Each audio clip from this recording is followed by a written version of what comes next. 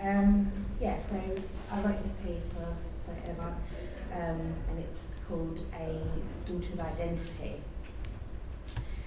Our identity shifts and changes continuously, going from partner to mother, to daughter, to friend, and even student. Our identities accommodate our environments and the relationships of those immediately before us. These identities have roles and responsibilities. For example, a mother's subconscious influence over her daughter's acquisition of identity, subtly building a sense of self, security and competency, encouraging her daughter to flourish through care and nurture, influencing the way her daughter continuously handles the world around her, would be the responsibility. As it was recently Mother's Day, with my Instagram picture and post ready to upload honouring my mum, I just thought about my life journey now, that where I was and where I am now. More specifically, my identity as my mum's daughter and how much I look to her to gauge a sense of who I am. My mum was a small, tiny woman, and from Jamaica. She came to England when she was 15. She was funny, strict, quite strict, very, very loving, and for example, our Sundays, I used to wake up in the morning, and at 7 o'clock, Mum's got the reggae on downstairs, and we'll go down to smell curry goat cooking. And as you go down, she's got the Hoover, and she's winding up with the Hoover, and then you want to have a go at her, like, Mum, turn it down, it is 7 a.m. And you either get the Hoover thrust in your hand for you to continue what she was doing, or she'll just bring you in and start dancing. She was crazy. I was 15, studying for my GCSEs, when my mum called me into the kitchen. She had a sad look in her face and tears in her eyes, and with a shaky voice she explained that she had cancer. For 5 years I watched my mum exhibit a range of emotion, from strength, courage, fear, heartbreak, love, sadness, but she was always determined. She was fascinating.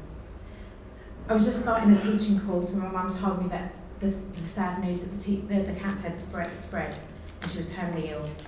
I didn't comprehend just how much that confession would change the course of my life, or in fact shape my future. I left my course and gave up my job to care for my mother.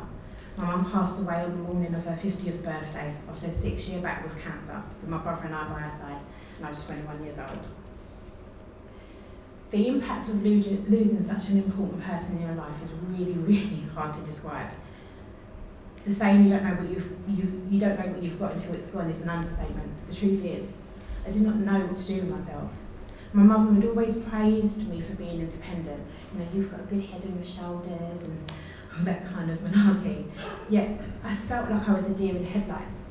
The only comfort I found were in the random scenarios that on one occasion I was feeling really low, and I worked up Chancery Lane, and I thought, I'm just going to go for a walk, spend some money, make myself feel good. And just as I got to the shops, my mum's best friend was standing right there, and I was like, oh my God. And she was like, oh my God. And we just hugged each other. And and she was like, I was just thinking about your mum. I was like, you me too. And we just like to think that was our mum, my mum just bringing us kind of together at that moment. And I found these little comforts. But it did feel quite overwhelming, but there were a lot of things that happened. There was a time I didn't have any money. And I was walking down the road thinking, all I need was £15. And I looked down and there it was. And I was like, oh, thanks, Mum. I say that now for a couple of million, it doesn't happen. After having a little heart-to-heart and my mum's best friend reading my poetry, she said to me, you are everything your mum wanted you to be. And that came on the back, they were best friends from children. And she said when they were about 14, sitting there, and my mum had a bit of she was 14, my mum was a bit older, but she had my mum had a turbulent relationship with my nan. And she said, when I have a daughter, I want her to be like this, and I want to have the kind of relationship that we're friends. And she was quite vocal about what it is that she wanted and expected to be able to give to the child, and also how she then wanted them to grow. And she my mum's best friend complimented me on the substance and depth and the level of emotional intelligence in my poetry. And she said I had the same grounding that reminded her of my mum, and my mum would be so proud. And it really melted my heart. Like, my mum loved to praise us, and it felt like those same words that she would give us, and that encouragement and push. But I was so overwhelmed with grief, and I was so lost that I couldn't connect with myself enough to see the validity of the words. My mum loved a little encouragement. She was cheesy with her overexcited grin, like she would literally sit on the end of the bed where me and my brother was, and just like, it was just creepy sometimes. Like, Mum, what are you doing? She'd be like, oh, I love you. She would tell me to repeat positive affirmations in the mirror every morning. You are beautiful, you are wonderful. And I would roll my eyes up. Oh my God, please no. It's that, teenage angst. I don't want to listen to what it is that you've got to say. And they would do it with a total lack of enthusiasm and a massive side eye. Although I accepted her encouragement, I did not realise she was actually trying to give me the tools to be my own advocate, to believe in myself, to appreciate my substance, see my own depths, understand and own who I am, and ultimately love myself. However, without her physically present, I struggled to conjure up the strength to be for myself what she was for me, and what she had conditioned me to be. She was that safe base for me to explore the world from, and without her, I felt unstable at my core, unstable. I struggled with her. In those first few years after her death, I had overcome unemployment, faced homelessness, depression, PTSD and anxiety disorder. I was so focused on the negatives, not being emotionally and financially stable.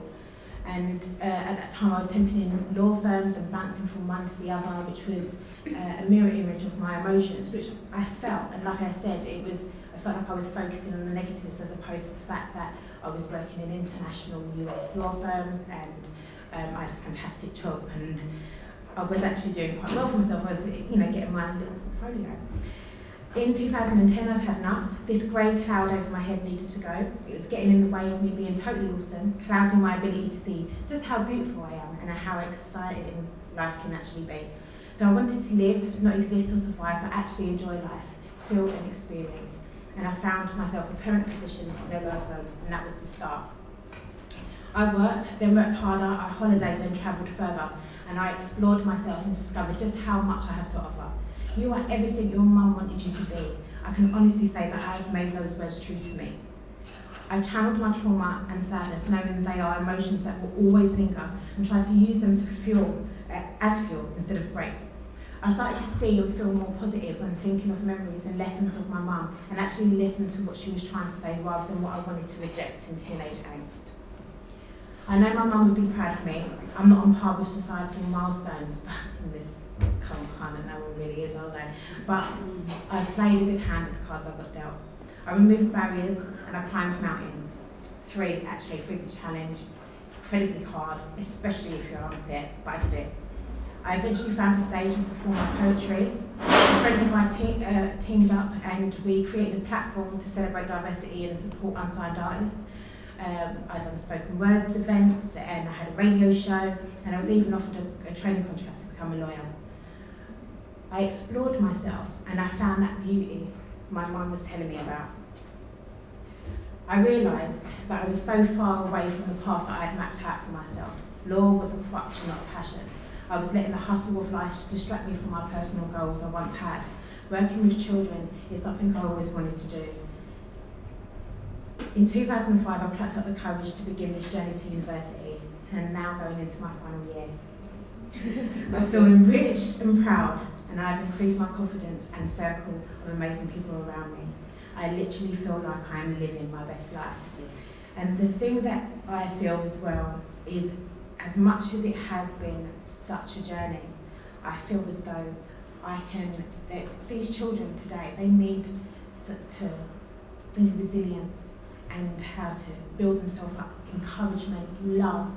And I was taught, my mum gave me the tools to be able to be that person, and I want to teach that. As much as I want to teach them how to do their ABCs, I want to teach them how to survive emotionally. My identity as a daughter has shaped me into the woman I am. The greatest lesson I've learned is not surrendering my responsibility of losing myself to someone else, but to fulfill my own desires and accept myself for who I wonderfully am. My mum gave me the tools to do that. I just needed some time to work out how to use them. She may not be around to see the fruits of her labour, but that will not stop me from honouring her hard work and continuing to strive to be all she wanted me to be. And that is all.